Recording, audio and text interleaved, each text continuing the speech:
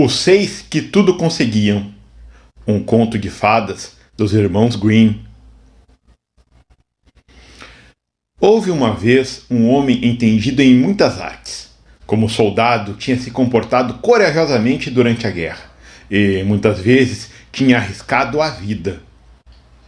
Terminada a guerra, deram-lhe baixa e, para voltar à sua terra, recebeu apenas 3 moedas miúdas. Foi reclamar ao rei, que o mandou passear. Espere aí, disse consigo mesmo, muito furioso. Trata-me assim? Pois bem, se conseguir encontrar gente como penso, eu te obrigarei a entregar-me os tesouros do teu reino. E pôs-se a caminho.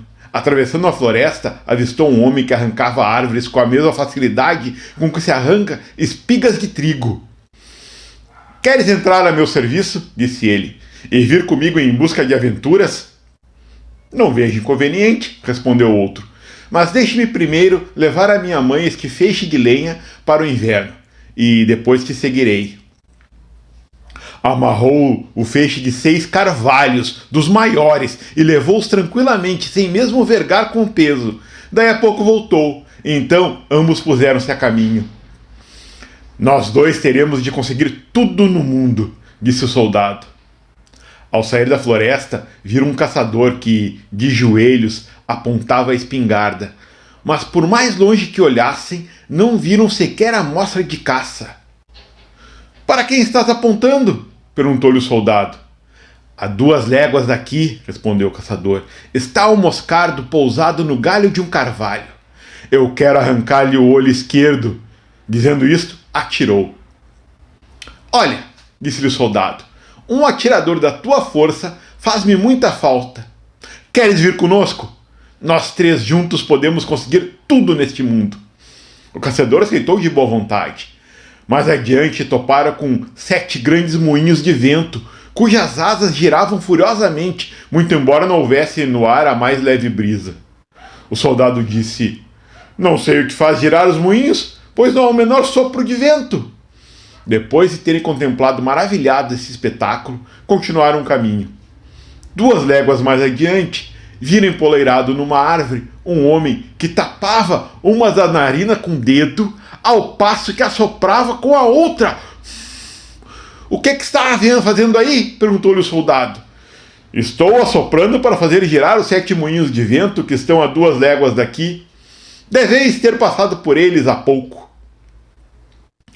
Realmente, disse o soldado, és muito hábil, mas esses meus 2 criados também o são bastante. Vem conosco e os 4 juntos conseguiremos tudo neste mundo.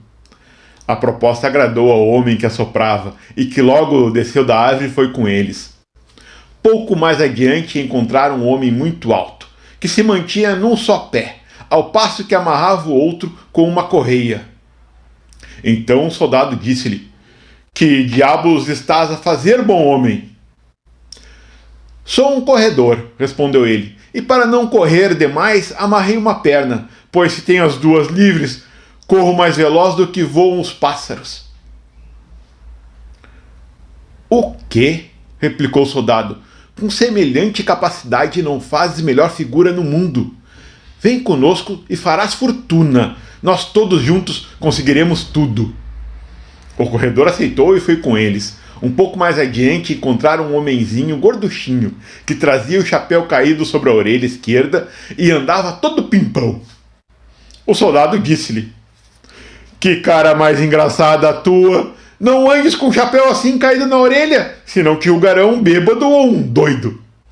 Não posso endireitá-lo, respondeu o homenzinho, pois, se eu fizesse, em volta de mim haveria um frio tão intenso que os pobres passarinhos cairiam no chão mortos de frio. Oh, que preciosa virtude! Vem conosco, e juntos havíamos de conseguir tudo neste mundo. A proposta não desagradou e o gorducho seguiu com eles para a cidade. Lá ouviram um arauto anunciar que a filha do rei desejava quem quisesse correr com ela, aquele que a vencesse casaria com ela. Mas se fosse vencido, teria a cabeça cortada. O soldado foi ao palácio declarar que aceitava o desafio. Mandarei, porém, um dos meus criados correr em meu lugar. Como queiras, disse o rei, mas deves não empenhar também a vida dele, se for batido. Terão ambos a cabeça cortada. Ficou tudo combinado. Então o soldado tirou a correia que prendia a outra perna do corredor e disse: agora, depressa, ajude-me para que possamos vencer. Havia sido pré-estabelecido que o vencedor seria aquele que trouxesse primeiro uma bilha de água de uma fonte situada a 1 légua de distância. A princesa e o corredor receberam ambos uma bilha. Depois, dado o sinal convencional, partiram ambos no mesmo instante. A princesa corria tão velozmente como um galgo, mas seu competidor ia como o vento, e dentro de alguns segundos desapareceu dos olhares das assistentes. Mais alguns segundos chegou à fonte, encheu a bilha e voltou para trás. Mas na metade do caminho, como o calor era sufocante e estando bastante na dianteira, julgou poder repousar alguns momentos. Estendeu-se na relva para tirar uma soneca, tendo tido cuidado de pôr debaixo da cabeça uma caveira de cavalo, por ser bastante dura, para não dormir muito tempo.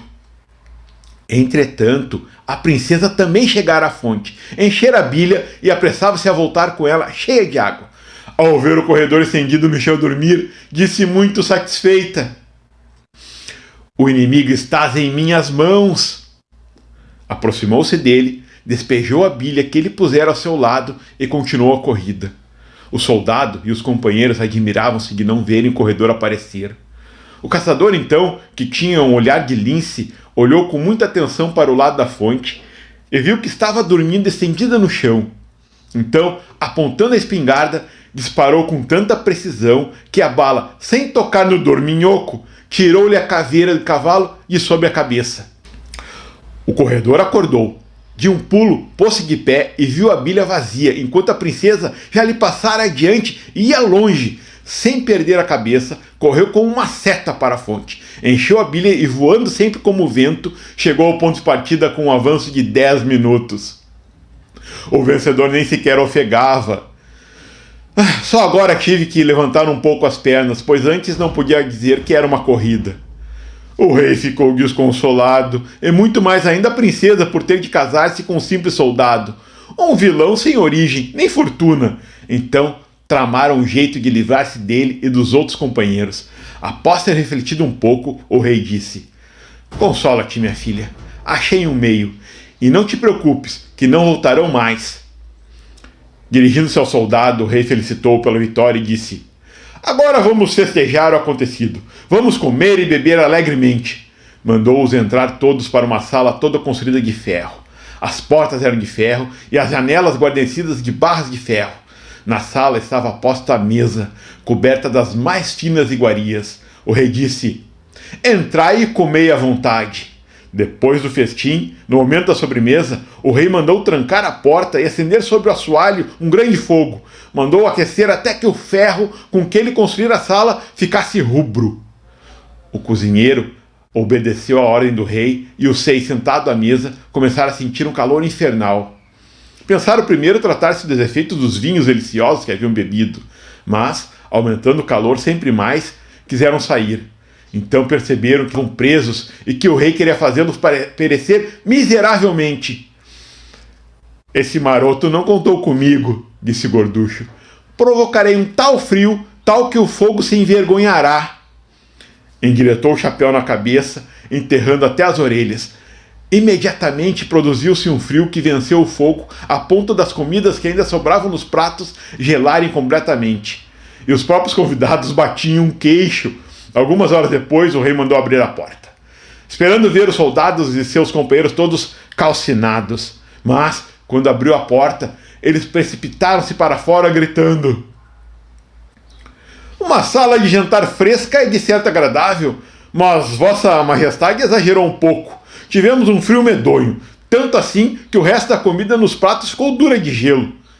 O rei enfureceu-se, mandou chamar o cozinheiro, perguntando-lhe por que não executara suas ordens. Mas o cozinheiro respondeu: fogo é que não falta, Vossa Majestade pode bem ver. E o rei viu com os seus próprios olhos um grande fogo ardendo sobre a sala de ferro. E então percebeu que o soldado e seus companheiros não eram gente qualquer, mas possuíam dons particulares que seria melhor saber aproveitar. Perguntou-lhes, portanto, quanto ouro queriam para renunciar à mão da princesa. Quero tanto quanto um dos meus criados puder levar, respondeu o soldado. Voltarei dentro de 15 dias. Até lá, podereis reunir todo o ouro que possuís, prata e baixelas inclusive, e talvez não chegue. O rei não fez caso dessas palavras, julgando-as uma fanfarronice, mas o soldado reuniu todos os alfaiates do reino e ocupou-se durante 15 dias a fazer um saco enorme de pano bem resistente. No dia marcado, voltou ao palácio com um companheiro que arrancava árvores como se fossem simples espigas de trigo, e ao qual entregara o saco que, por si só, fazia o fardo do tamanho de uma casa. O rei perguntou: quem é esse homem vigoroso que carrega nas costas um fardo do tamanho de uma casa? Consigo mesmo, porém, ia pensando: quanto ouro levará esse homem? E ficou muito assustado, pois julgara poder livrar-se com apenas alguns milhares de moedas de ouro. Mandou buscar uma tonelada de ouro, que 16 moços vigorosos arrastavam a custo, mas o criado soldado pegou com uma só mão e meteu no saco. Por que não mandais trazer tudo de uma vez? Disse ele. Esse mal cobre o fundo do saco? Pouco por vez, o rei mandou trazer todo o tesouro, e o homem ia pondo no saco, e o saco estava apenas ao meio. Trazei mais! Gritou o homem. Essas migalhas não chegam. Tiveram de juntar todo o ouro do reino, 7.000 carros de ouro. O homem meteu carros, bois, ouro, tudo dentro do saco, que dessa vez ficou quase cheio. Amarrou com um cabo e, atirando com ligeireza para cima do ombro, foi-se embora com o homem e os outros companheiros. Quando o rei viu aquele homem levar sozinho toda a riqueza do reino, entrou numa violenta cólera. Então mandou montar a cavalo os regimentos de cavalaria e deu-lhes ordens de perseguir o soldado e tomar-lhe o saco com tudo que ele contivesse. Num bater de olhos, a cavalaria alcançou e gritaram-lhe: estai todos presos! Abandonai imediatamente esse saco, ou serei massacrados. Quem estais tu dizer? Exclamou rindo às gargalhadas aquele que assoprava. Nós presos! Antes disso, vós ficaremos dançar pelos ares. Tapou uma narina e com a outra assoprou contra o regimento como um furacão, fazendo voar pelos ares cavalos e cavaleiros, que foram atirados por todo lado. Um oficial que ficara pendurado numa árvore pediu mercê, gritando que sempre se batera valentemente, recebera na guerra 9 ferimentos e não merecia ser atirado pelos ares como uma palhinha. O soldado reconheceu que a reclamação era justa, então aquele que assoprava assoprou com menos força e o oficial pôde descer são e salvo da árvore. Volta para junto de teu rei, disse-lhe, e convida-o a mandar contra nós todo o exército para que eu possa soprar e mandá-los para os ares. Ouvindo isso, o rei disse: deixa-os partir. Eles têm o diabo no corpo.